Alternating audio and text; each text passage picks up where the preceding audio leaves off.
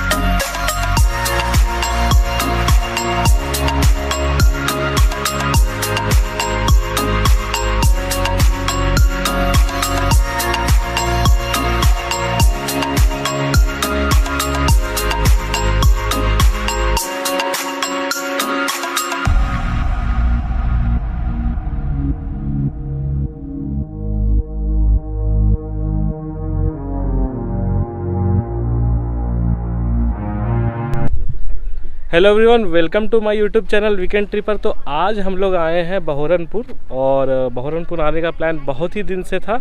तो मैंने सुमित को बोला कि चलो बहोरनपुर चलते हैं। उसके बाद हमने चानो नरेश को लिया, उसके बाद इचाक नरेश को लिया। दोनों के लेने के बाद हमने कॉल किया बहोरनपुर वासी अरुण करकट्टा को, क्योंकि हर जगह पे कोई ना कोई हमारा एक दोस्त मिलता है। तो हम लोग अरुण के साथ आए हैं बहोरनपुर। तो चलिए आपके लिए बहोरनपुर एक्सप्लोर करते हैं कि बहोरनपुर है क्या और यहाँ पे क्या क्या चीज़ें मिली है। बाकी डिटेल वीडियो में बताते हैं। बने रहिए, बहुत कुछ मिलेगा देखने को। क्या यस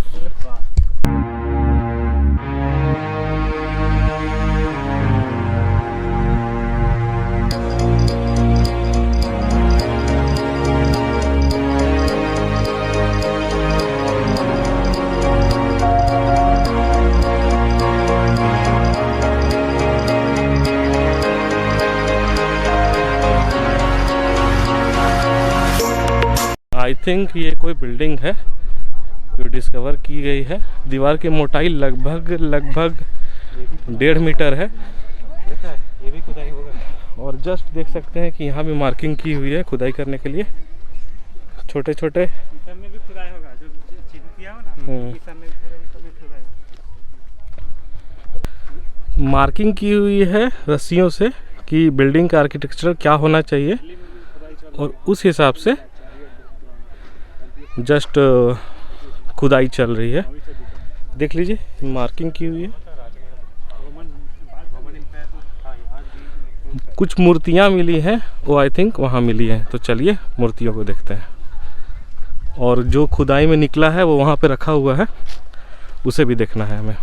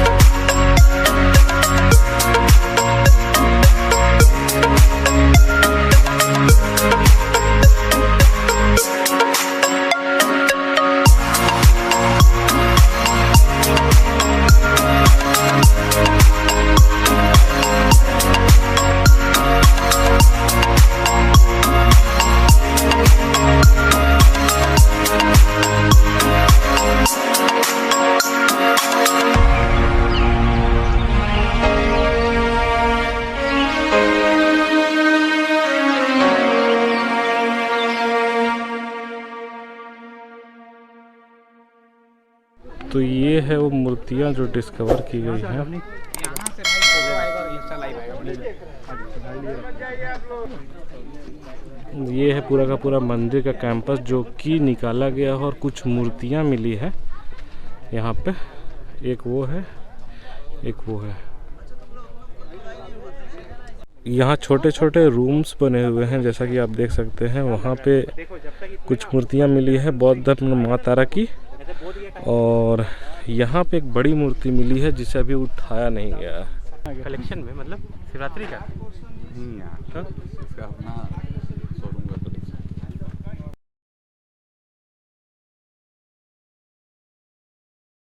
गुड इवनिंग एवरीवन। तो राइट नो हम हैं बहोरनपुर में विथ डॉक्टर वीरेंद्र जो कि आर्कियोलॉजिकल सर्वे ऑफ इंडिया से हैं। सर तो मतलब हम बस इंथुसियास्ट हैं कि यहाँ पे जानना चाहते थे, इच्छा था जानने का, बहुत इच्छा था कि बहोरनपुर साइट में कुछ मूर्तियाँ निकली, एक बौद्ध की मूर्ति निकली, उसके बगल में माँ तारा की मूर्ति निकली। आज यहाँ आने के बाद सर हमको पता चल रहा है कि एक और मूर्ति है 6 फीट की जो कि माथे के बल जो है, हेड जो है वो ग्राउंड की तरफ है और उसका आई थिंक बैक जो है वो ऊपर है, बैक दिख रहा है हमें। क्या हो सकता है सर वो? देखिए अभी चूँकि हमें बैक पोर्शन ही केवल दिख रहा है, तो आप बहुत इसमें कुछ कह नहीं सकते जब तक कि हम इसको कंप्लीट एक्सपोज करके इरेक्ट ना करें। क्योंकि फ्रंट जब समझ में आएगा तब आप बता सकते हैं कि एग्जैक्टली किस देवी या किस देवता का प्रतिमा है। तो ज़रूरी इसका ये है कि हम पहले इसको प्रॉपरली एक्सपोज करें, जो हमारा मेथडोलॉजी है उसको प्रॉपर फॉलो करते हुए उसको एक्सपोज करें, तब जाके हमें ये पता चलेगा कि एक्चुअली किसकी प्रतिमा है। अदरवाइज अभी भी कुछ नहीं कर सकते।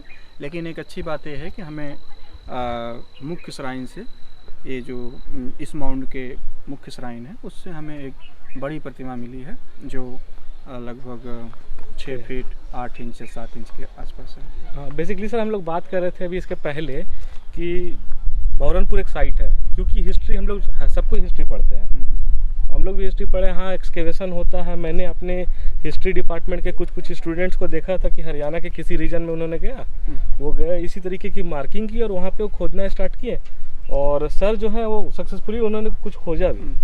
तो मैंने तो वो बस वीडियो फोटो में देखा था, आज पहली बार सामने देखने का मिल रहा है कि 1.5 मीटर की दीवारें हैं यहाँ पे अप्रॉक्सीमेटली। पूरा का पूरा मंदिर का टेम्पल का कॉम्प्लेक्स है जो कि सामने विजिबल है। और बहोरनपुर एक ऐसा साइट है, जैसा कि अगर अरुण बता सकता है, कैमरा के पीछे जो अरुण है ये यहाँ का एक निवासी है। अरुण बोलता था कि यहाँ पे झाड़ियाँ हुआ करती थी, मतलब किसी को तो पता नहीं था कि यहाँ पे है क्या, झाड़ियाँ हुआ करती थी। अचानक से कैसे एएसआई को पता चला कि हाँ मीन्स समथिंग इज देयर?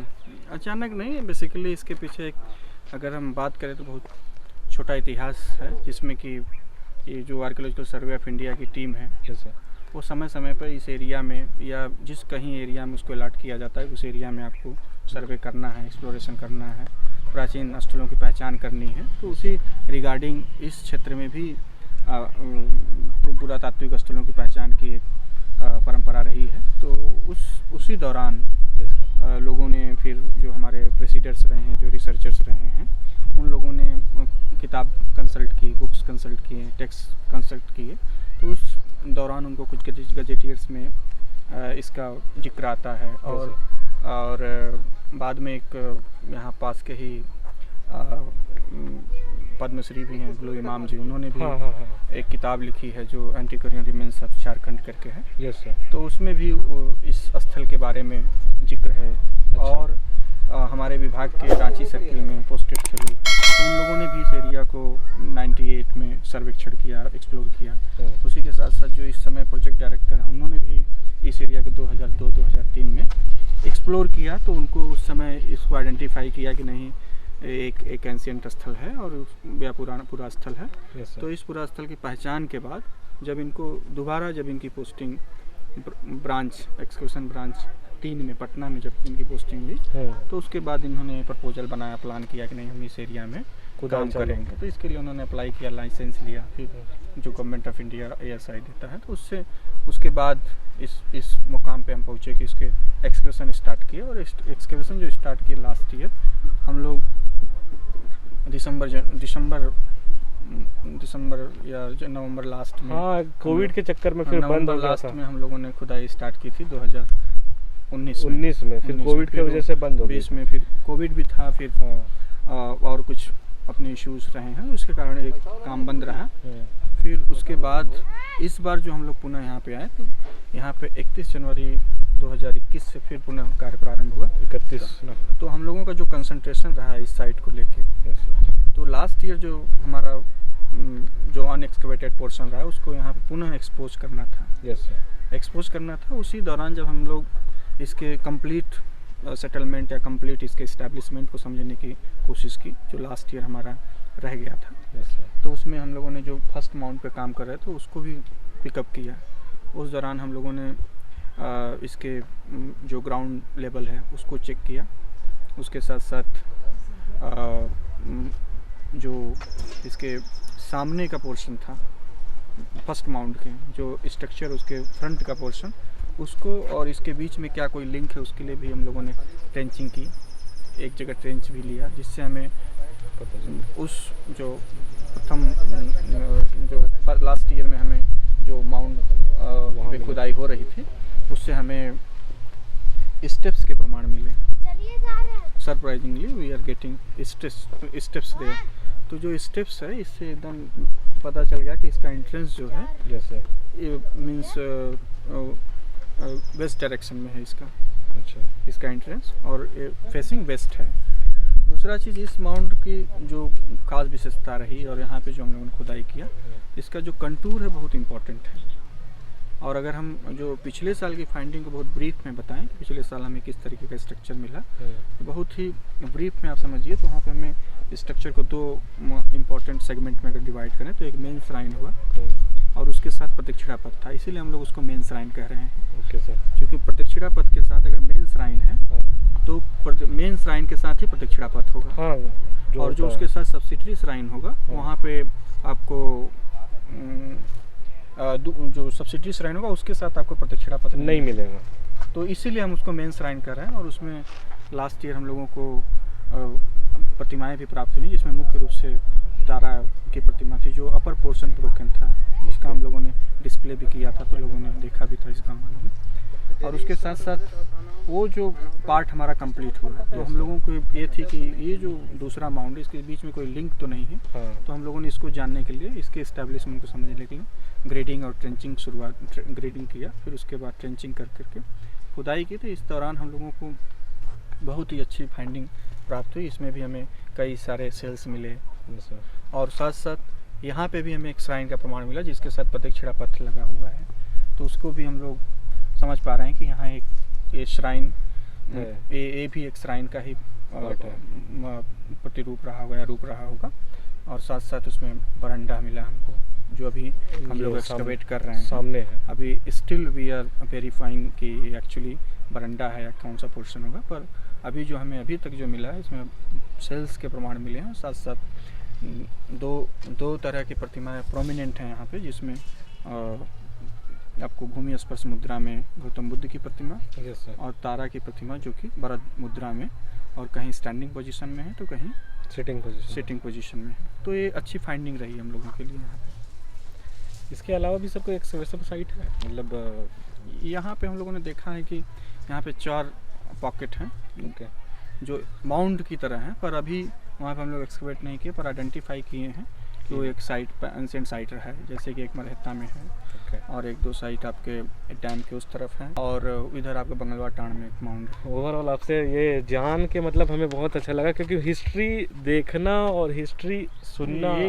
एक बहुत अच्छी बात है। इस लोकल यहाँ के जो विलेजर्स भी हैं, यहाँ के जो आसपास के लोग हैं, सबसे बड़ी बात होती है कि ये एक तरीके का बहुत रेयर ऑफ रेयरेस्ट वर्क है। आप एक्सकेवेशन किसी तरीके का देख सकते हैं, हो सकता है सड़क बनते हुआ एक्सकेवेशन होगा वो भी देख सकते हैं, या कहीं पाइप पड़ रही है उसके लिए भी देख सकते हैं। पर ये जो आर्कियोलॉजिकल एक्सकेवेशन है बहुत कम जगह होता है और मतलब अगर आप देखें तो यहाँ के जो हजारीबाग के लोग हैं, झारखंड के लोग हैं, इनको बहुत अच्छी अपॉर्चुनिटी है, खासकर इस यंग जनरेशन में जो अपने जीवन को बहुत ही